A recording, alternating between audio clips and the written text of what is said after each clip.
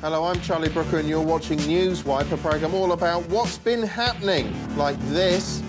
Police caught out by 150-year-old invention called photography.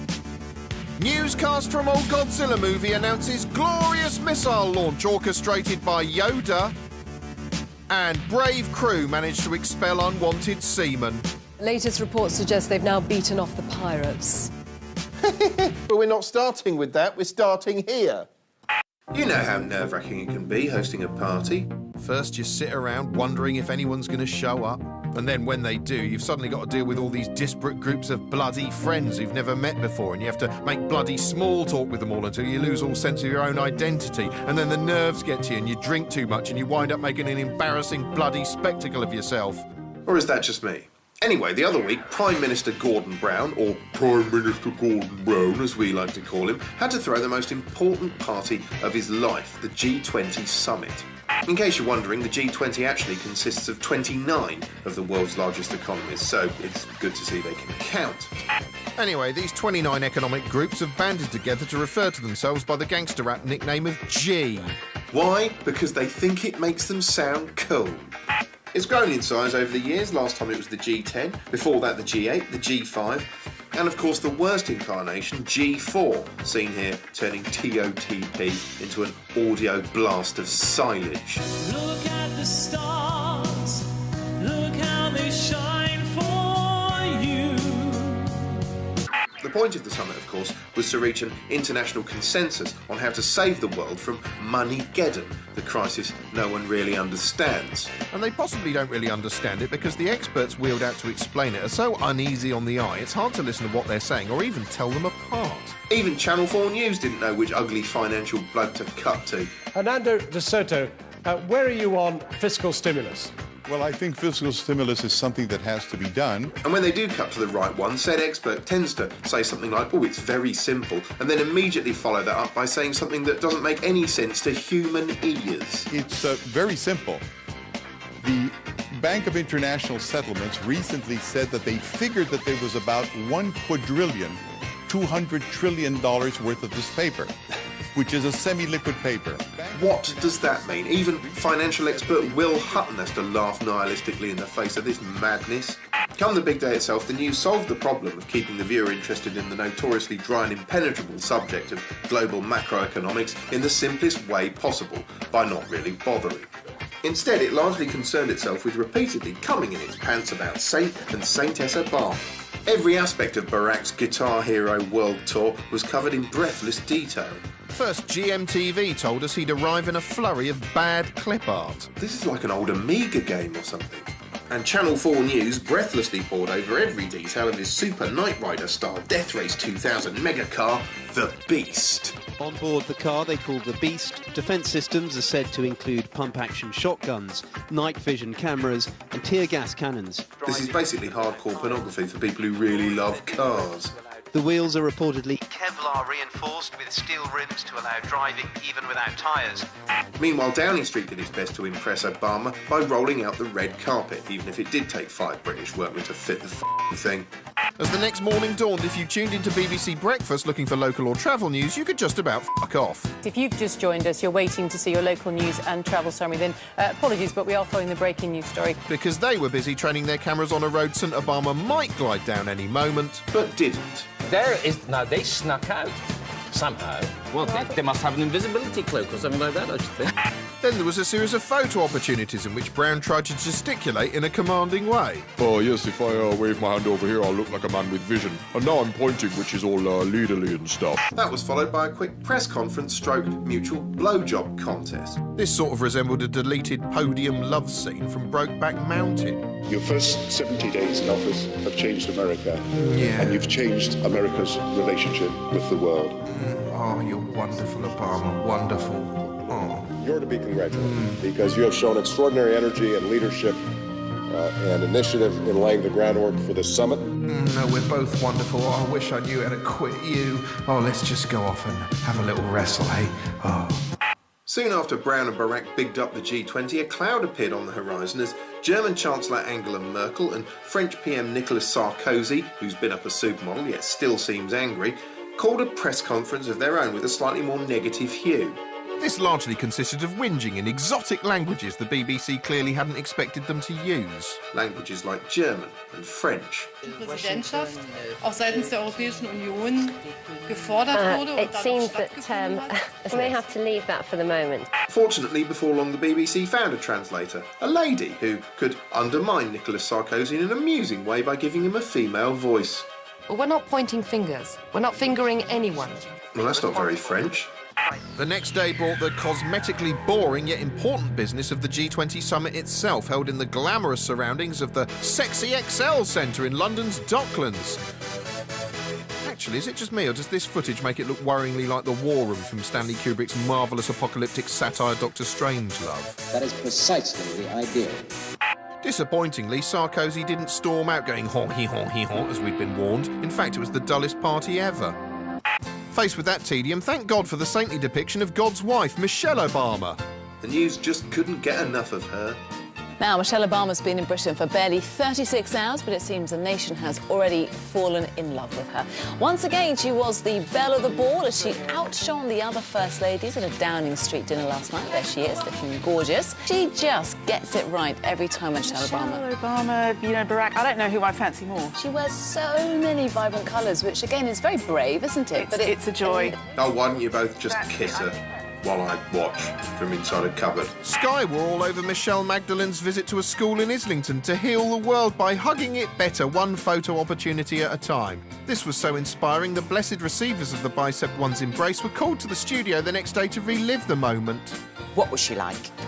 She was absolutely amazing. She really was. She was really pretty and warm and loving and welcoming and so nice. Anyway, once the party itself was over, what had been decided? Well, no fiscal stimulus agreement, but there was some blah about clamping down on tax havens, some regulation and anti-protectionist promises. Oh, and a bit of half-hearted whiffle about the environment, which means we're probably all going to die. Still, the main headline was that $1.1 trillion was going to the IMF to help prevent developing nations and Iceland from collapsing. This was sort of good news for Gordon Brown, who could try and claim it as a victory, so he did. This is the day that the world came together. Yeah, on an economic biscuit. And then it was all over, apart from news footage of world leaders bagging themselves a fantastic Facebook profile snap in a group shot. Although the group shot actually had to be taken twice. First because the Canadian PM went off for a piss, and then because Italian PM Berlusconi went off for a shit out the window into the Thames like a horse. Anyway, for Gordon Brown at least, the G20 will chiefly be remembered for giving him a short-lived popularity boost. Brown gets a bounce from the G20 summit. Ah, brown poll, I see. It says there on the screen. Nothing funny there, I'm just pointing it out. It says brown poll on the screen. Brown poll. Brown poll. Lots of important things have happened recently, but we're not going to look at them right now. We're going to look at the week in bullshit. Money-geddon! And having failed to depress the nation to death with Dermot's economic cycle a few weeks back, Sky News unveiled their new tactic, Recession Day, starring a demoralising on-screen meter showing how deep in the shit we are. Well, you can see it there at the bottom of your screen, our debt counter getting on for £39 million. Oh dear. And regular updates from Sky faces stationed around the country to show how wretched everything is. The end result was the most depressing broadcast since that Alan Yentob series about the guitar. The unrelenting misery kicked off with Eamon Holmes conducting the gloomiest interviews ever. What does it feel like, the struggle? I hate it. I really do hate it. Oh, this is fun, isn't it? I'm glad I tuned in. Why do you hate it? How does it make you feel? Frustrated and angry. Oh, God. Do you feel abandoned? I mean, tell me what that's like to wake up in the morning. You're a dad. You look at your little baby there. You obviously can't provide what you want to provide. What does that feel like? Oh, already this is like being trapped in a coffin hearing rainwater seeping through the cracks. And it's only 16 minutes past 8 in the morning. It's hard. Really hard. Next, Dermot Murnaghan was sent to Coventry to sing a song of financial woe. The anthem to recession was even written by Coventry's most famous band. This storm is coming like a ghost storm.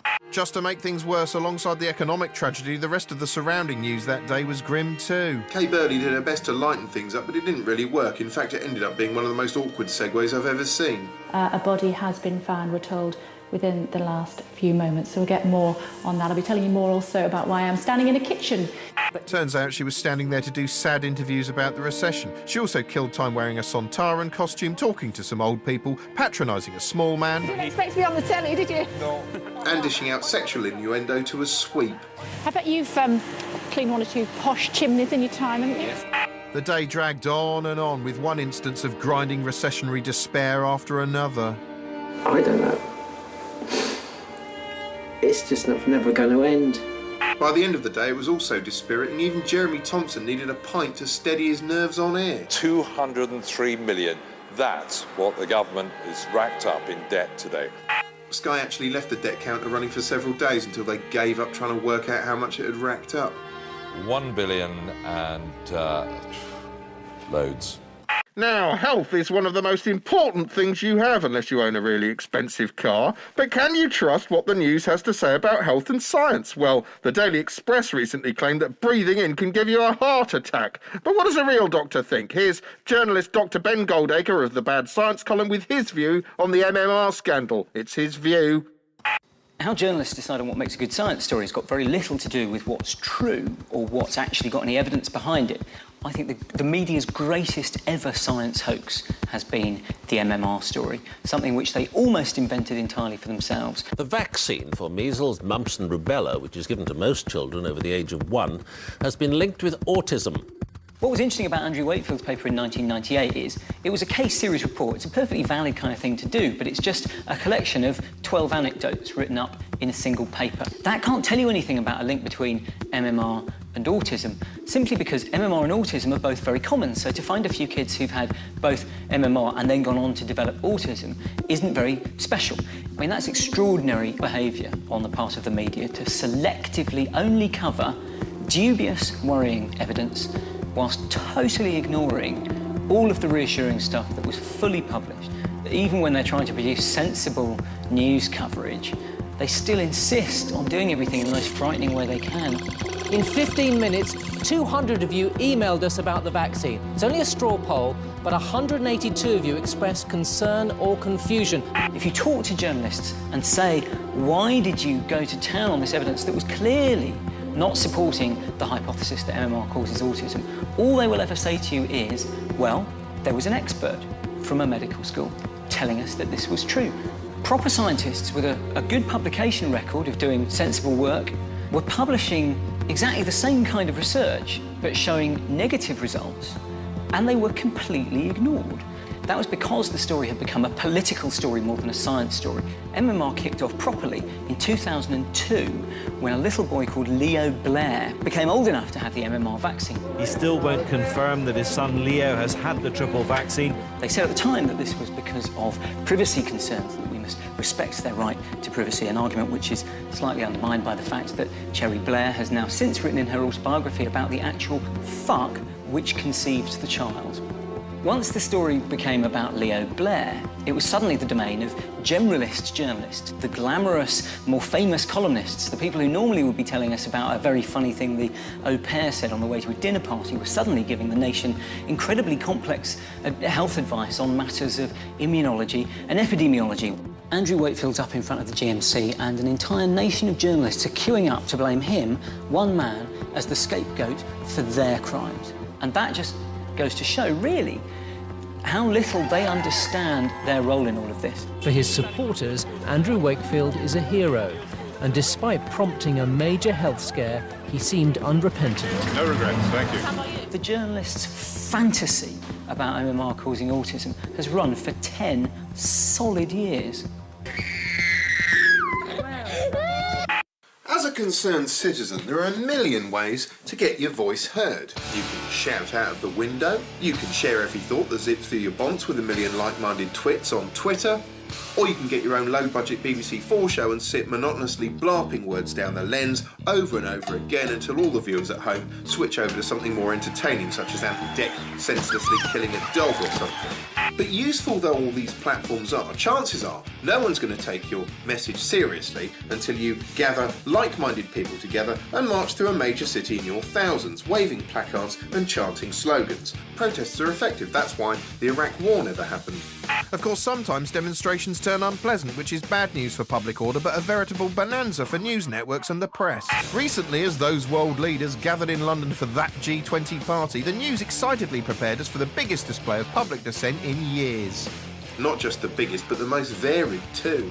There was a protest for just about everything: anti-capitalism, anti-carbon trading, anti-war, anti-wasps, you name it. In fact, there were so many protesters, Newsnight had to provide a guide to who they were.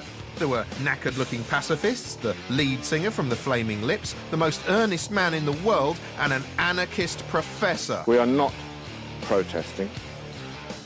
We are overthrowing the government. Yeah, though he seemed a tad less ominous than that when you saw him going down a kiddie slide. So there you go, a varied bunch, but still the news was worried. In fact, given the tone of some of the preemptive coverage in the press, you could have been forgiven for thinking everyone was marching in favour of simply smashing everything in the world to bits. There were also stories about bankers being told to dress down, although not everyone in the city seemed that bothered. So in no sense will you allow this process to stop you coming to work? I shall try not to. Well, where do you work? The 1930s? GMTV kept its viewers informed with a helpful VT in which benevolent, stereotypical, crusty environmental types stood around in front of a peace flag, patiently responding to questions about potential trouble. We hope that, you know, a lot of people come together and create a lot of change. Not very scary, really. Still, at least they didn't try to oomph things up by slapping together a montage of violent-looking protest material backed with I Predict a Riot by the Kaiser Chiefs. They also interviewed this climate change protester who said, with the situation of climate change being as urgent as it is and as important as it is, we do think it is acceptable to sometimes break the law. Now, I think when she talks about breaking laws there, she's actually referring to the environmental protesters' plan to erect a little temporary tent city in the street. But GMTV's John Stapleton seemed to take it as a violent anarchist mission statement, a point he repeatedly put to Mark Barrett of the G20 Alliance. As you were saying, let's have a peaceable protest, but as you saw from that young lady at the end there, that's not likely to be the case. There are people going there intent on causing trouble. Well, to be fair to that lady at the end, she represents the climate camp, and they're very much a peaceful movement, and they're all about practical solutions. But she accepts violence may take place. She didn't say violence. She said that... Oh, Stapleton's a tit, isn't he? To get the ideas into the public realm, sometimes we have to do something that's a little bit different. So I come back to my point, violence may occur. It's admirable of GMTV to have hired a totally deaf host. But you know as well as I do that on some websites that there are people advocating, quote, burn a banker, causing mayhem. Yeah. You can't justify that. You must accept there is the risk, given the numbers involved and given the sort of language that's been used by some of the people, not you personally, but other people, there is a real risk of this turning into mayhem, lockdown in the city, and, you know, monumental cost to taxpayers. Still, in case you weren't put off by all the continued references to potential violence, then hooray! Yes, because as well as dire warnings, the papers and the news bulletins were jam-packed with helpful step-by-step advertising campaigns showing precisely where, when and how the massive bloody rucks they were predicting would take place. OK, so we start there. We'll move across the City of London. And go there. Congregate at the Bank of England. And then it kicks off there. Saturday brought a Put People First march in which charity supporters, churchgoers, concerned citizens and Carol of Big Brother 8 demanded an end to all unpleasantness. The news networks covered this patiently. This passed off peacefully, but never mind, everyone knew Wednesday was going to be the real flashpoint. Come Financial Fool's Day itself, the rolling news stations leapt into action, prepared to cover every aspect of the demonstrations. Windows were boarded up in preparation, the news media assembled, the horsemen of the apocalypse cantered into view, and the violence began. Not.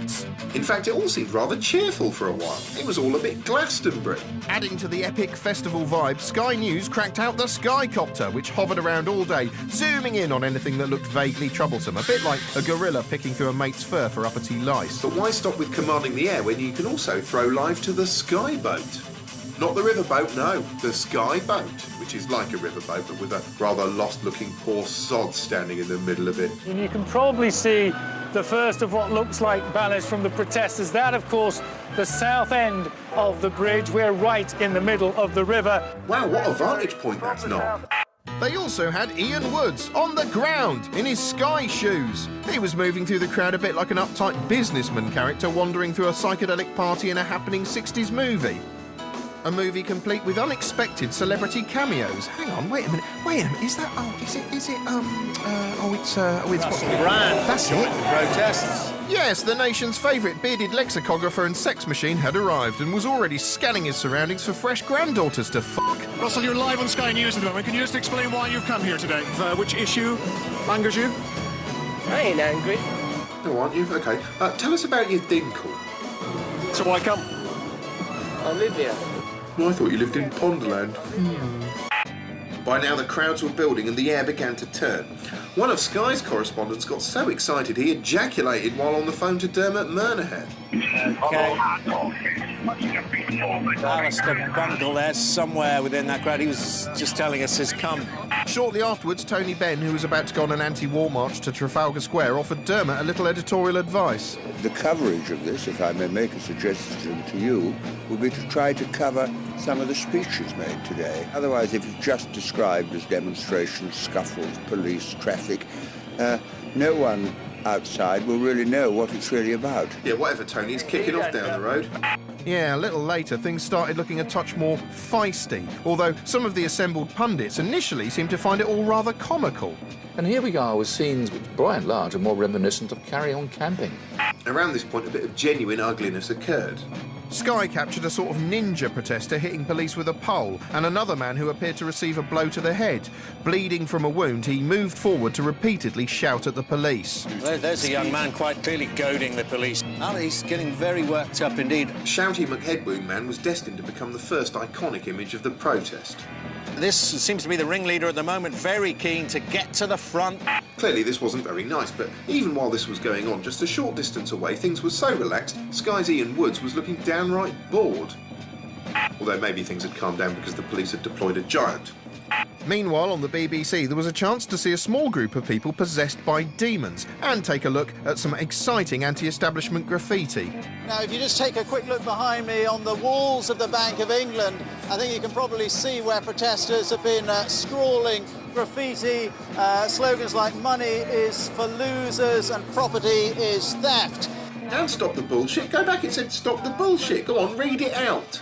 A bit later after that, a few headstrong protesters, who the police had kettled in near an undefended branch of the Royal Bank of Scotland, started smashing windows. Predictably, this became the second iconic image of the protests.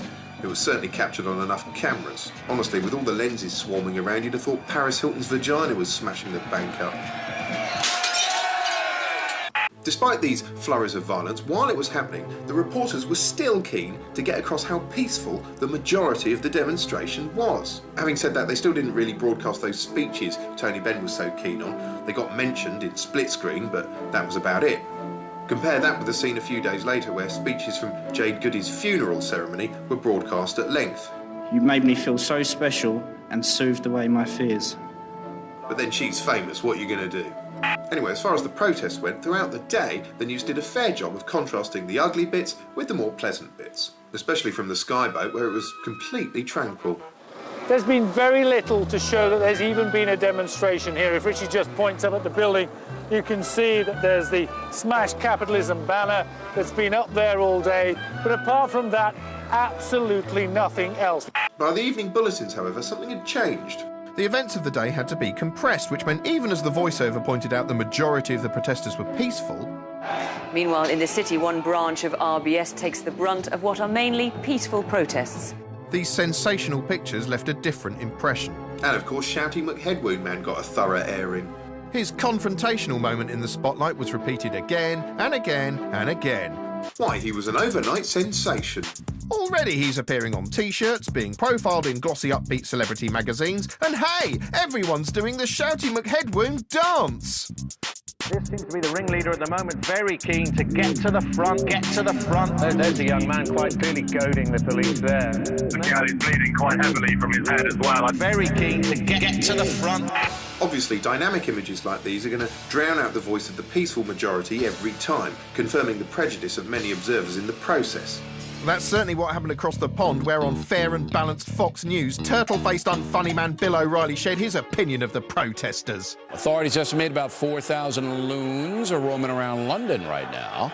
Some of them trying to cause trouble as President Obama and other world leaders are trying to right the economy. Shouty McHeadwound Man! From what we've seen, there are basically three groups of loons. Anti-capitalists who want universal communism, environmental extremists who have a litany of complaints, and anti anti-war folks who want to give peace a chance while bin Laden and his crew cut off people's heads. The next day, a huge protest at the Excel Centre itself turned out to be a damp squib. But never mind, because the papers were full of predictable headlines and images of the previous day's violence. And buried away within, a few reports on what looked like, in news terms, a small story. It got a few scant mentions, usually alongside talk of brave police medics doing their job under difficult conditions. And here was the irony. At a public event granted absolute saturation coverage with all the press photographers, live feed images, skycopters, preposterous skyboats and all, the news had missed perhaps the most important image of the day. In the end, it took some old-fashioned investigative reporting and a member of the public to bring this image to the nation's attention. Disturbing footage of a man being pushed over by the police. Shortly afterwards, he died of a heart attack. In capturing this, the member of the public, ironically a New York fund manager, was technically breaking a law introduced on February the 16th, making it illegal to photograph the police. And so was the civilian who took this charming snap, appearing to show a police medic in action. Maybe the baton's full of medicine. On top of that, just before this episode went to air, new alarming mobile phone footage came to light from the following day, appearing to show a policeman striking a female protester. In summary, this varied assembly of concerned citizens, some earnest, some violent, some daft, failed to get its voice heard with much coherence. And in the end, the story became not about capitalism or climate change, but the succession of ugly images. The G20 demos didn't just inspire the news, they've also inspired a short little poem from our verse correspondent, Tim Key. Right, so this is a poem about the protests on April the 1st, you know, when everyone went down and it all kicked off a bit in the city. Petal got some metal and smashed a window. Anil threw his flannel. He's a Hindu. I suppose it's about the... everyone was doing it, you know, everyone just went down there. Hindus, Christians, skinheads, black, yellow, pink, grey, blue, everyone get down there, and as long as you hate the police and banks, you're away.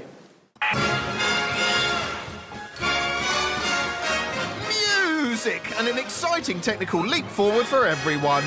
How would you like to see your favourite band play live right there in your living room? Oh, imagine it, the Beatles, the Sex Pistols playing live in my living room. Oh, please tell me that dream's a little bit nearer today. That dream is a little bit nearer today. Yeah! After Keane played the world's first 3D webcast. Oh, shit, I hate this f***ing world.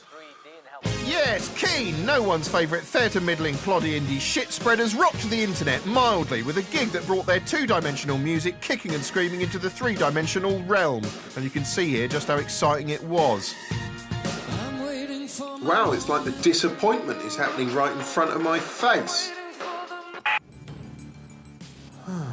Well, that's all we've got time for this evening. Go away.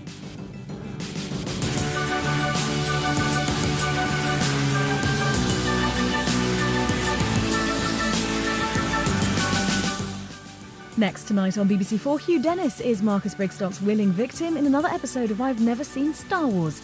And he's got some particularly trying challenges in store. Roadkill, anyone? Well, rather Hugh than me.